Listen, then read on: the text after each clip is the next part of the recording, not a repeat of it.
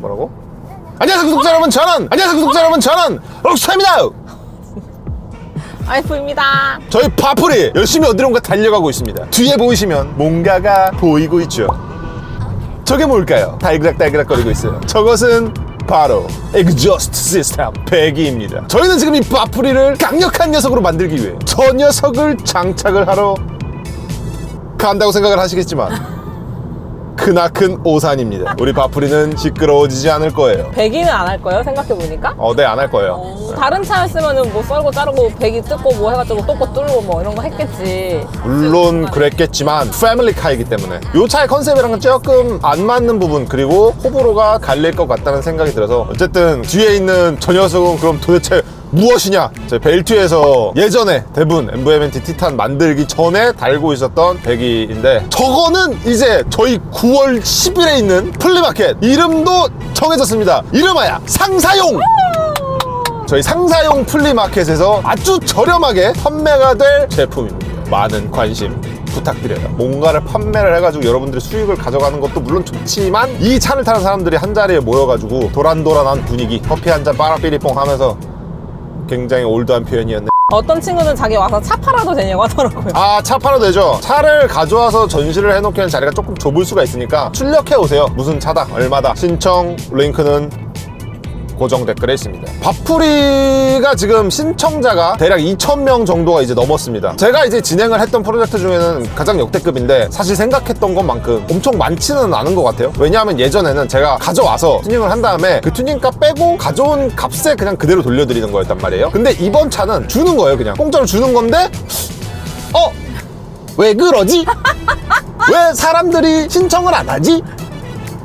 약간 이런 상태입니다. 계속 신청 받고 있어요. 신청해 주시면은 10월 9일 선정을 하도록 하겠습니다. 그리고 저희 바풀이 지난번에 순정 옵션 업그레이드 편에서 투표 한번 또 진행을 했었죠. 랩핑 컬러는 어떤 색으로 해야 될 것이냐, 타이니봇에서 나오는 아주 예쁜 컬러들을 제가 엄선 해가지고 8가지를 추려가지고 올렸는데, 지금 1등과 2등의 차이가 굉장히 근소해가지고 지금 누가 이길지 아주 빡빙의 싸움이에요. 펄 문라이트 제이드 컬러, 글로스 브리티시 레이싱 그린. 자, 바풀이의 랩핑 컬러는 과연 어떤 색?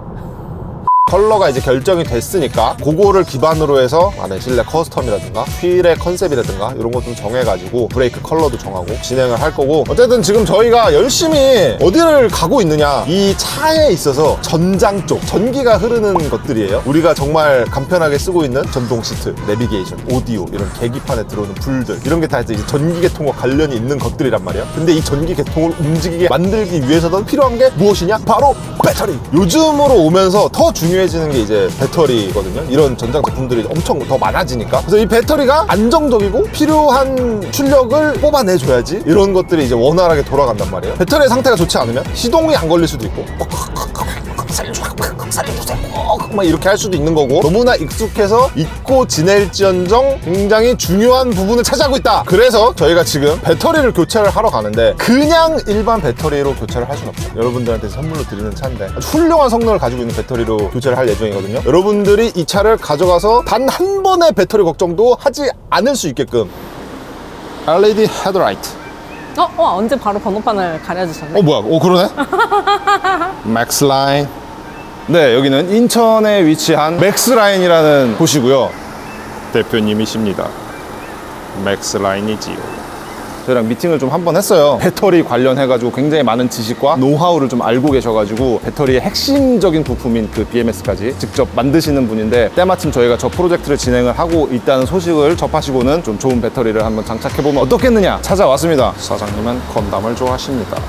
건담이 굉장히 많네요. 제가 아는 건 사자비밖에 없습니다. 일단은 그러면 그 자기소개 한번 부탁드려도 될까요?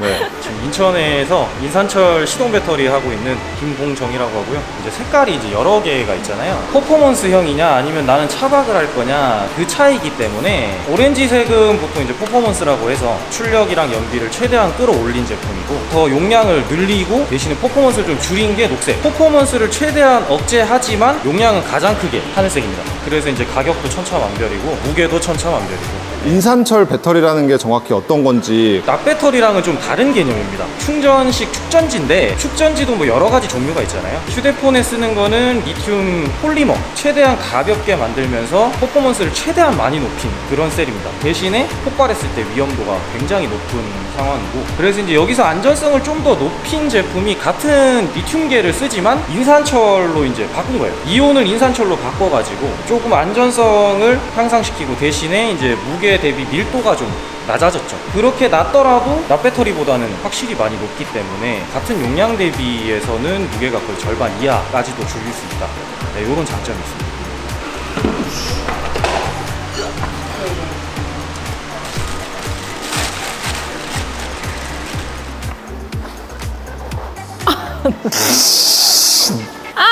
혼자 한 손으로 못 들겠어 이거.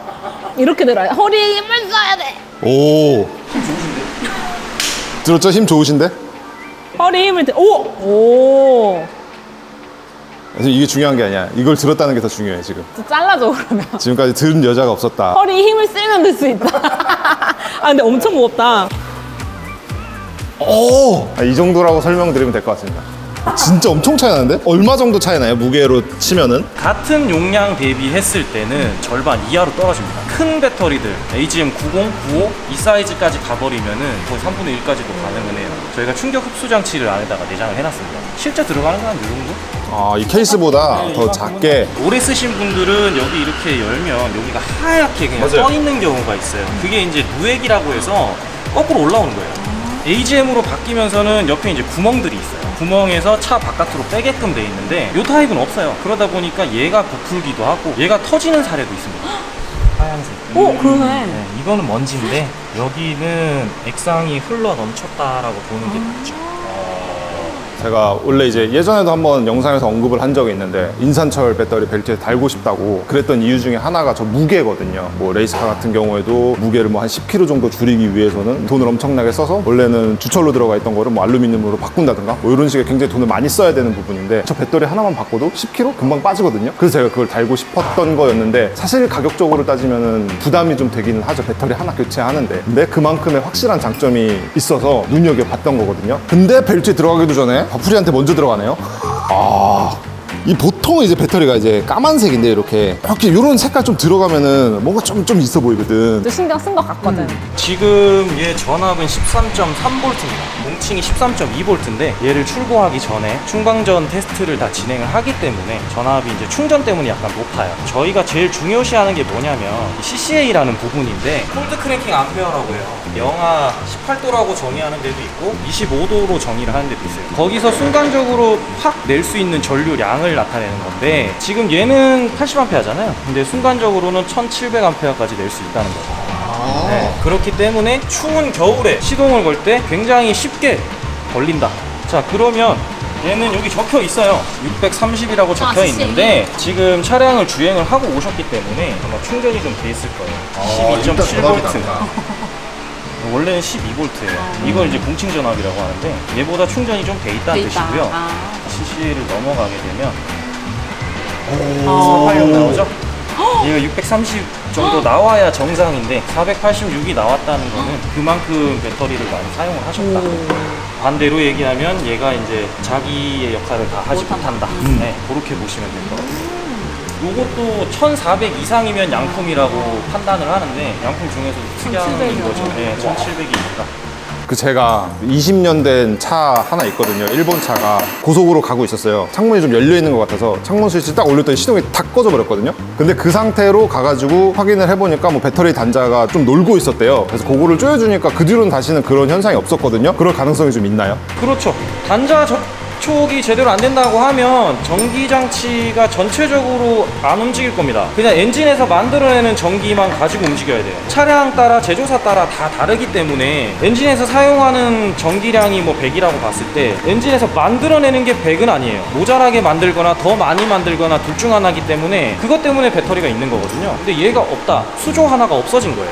그렇게 되니까 전기장치에서 오류를 일으킬 수도 있고, 특히 요즘 나오는 차들 같은 경우에는 VCM에서 바로 경고등 띄웁니다. 출력 제한 걸리고 엑셀 밟아도 안 밟히고 뭐 이런 현상이 생길 수가 있죠. 저희가 설치를 하면 이렇게 흔들리는지 항상 확인을 해요. 저희가 장착에서 항상 강조하는 게 두 가지가 있어요. 첫 번째는 이제 이 배터리가 아까도 보셨다시피 전압이 달라요. 얘를 충전하는 학습값을 그대로 가지고 차량을 운행을 하면 얘는 100% 충전이 될 수가 없어요. 전압이 낮기 때문에 학습값 초기화라는 걸 진행을 해요. 그냥 이걸 탈거를 하고 빼놔요. 빼놓고 한 12시간 정도? 내부에 여기 ECU잖아요. ECU 안에 있는 조그만한 기억을 관장하는 부분에 있는 배터리가 있어요. 이 배터리를 그냥 방전을 시키는 겁니다. 그러니까 얘를 방전을 시켜서 여기에 저장된 내용들을 다 날려주는 거예요. 새로 학습을 하게 되겠죠. 이제 얘한테 맞춰서 얘가 갖고 있는 전압대를 유지하려고 하는 거예요. 요게 있다라는 거는 반대로 얘기하면 알터네이터를 제어를 하겠다는 얘기인데, 알터네이터 제어를 해서 충전이 빨리 들어갔을 때 빨리 끊어주면 그만큼 기름 사용량이 줄어들 수 있고, 거기에 따라서 이제 부하가 줄어드니까 엑셀링을 할 때 좀 더 이제 경쾌할 수가 있는 거죠.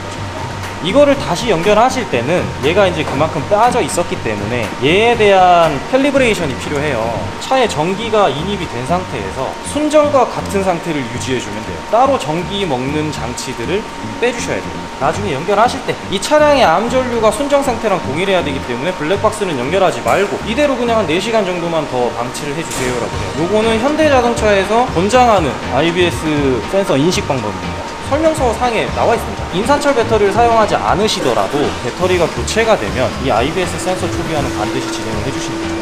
두 번째로 저희가 말씀드리는 거, 하도 사고가 많이 나서 저희가 이제 스티커를 아예 제작을 해서 드려요. 점프 스타터를 사용하지 말라는 건 아니에요, 사실상.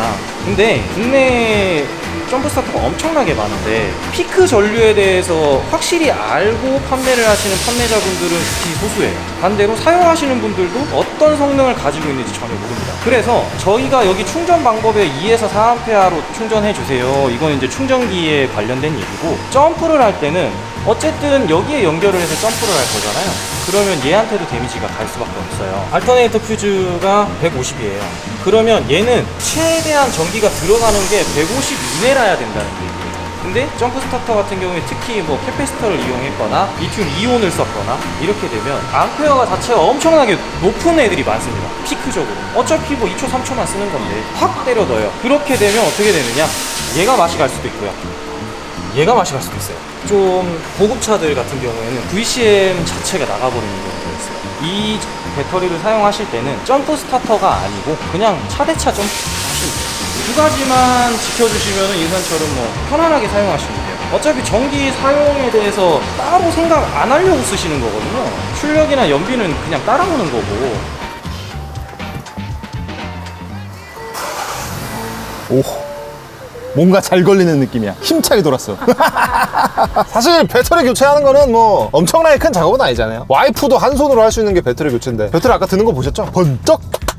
진짜 아까 시동 한번 딱 걸 때 그게 과장된 게 아니었거든. 진짜 좀 깜짝 놀랐어요. 힘차게 그 한 번에 그 크랭킹이 빵 하고 달랐어요.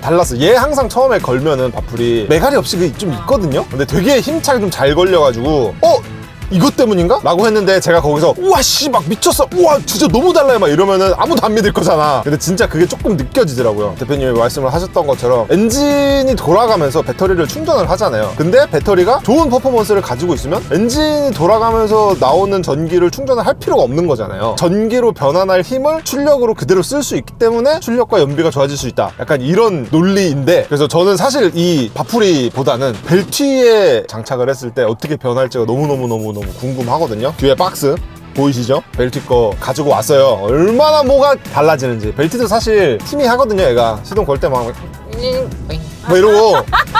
제가 이번에 이게 바풀이 배터리를 교체를 하면서 말씀을 드리고 싶었던 거는, 이 배터리가 되게 작은 부분을 차지하고 있지만 결코 작은 역할을 하는 게 아니다, 좋은 배터리를 사용해야 되는 이유에 대해서도 좀 말씀을 드리고 싶었어요. 그게 좀 설명이 됐으면 좋겠고, 오늘도 한층 더 업그레이드된 바풀이 지금 바로 고정 댓글에서 신청해 주시면은 바로 이전 시켜 드릴 거고요. 그럼 저희 또 다음 영상에서 인사드리겠습니다.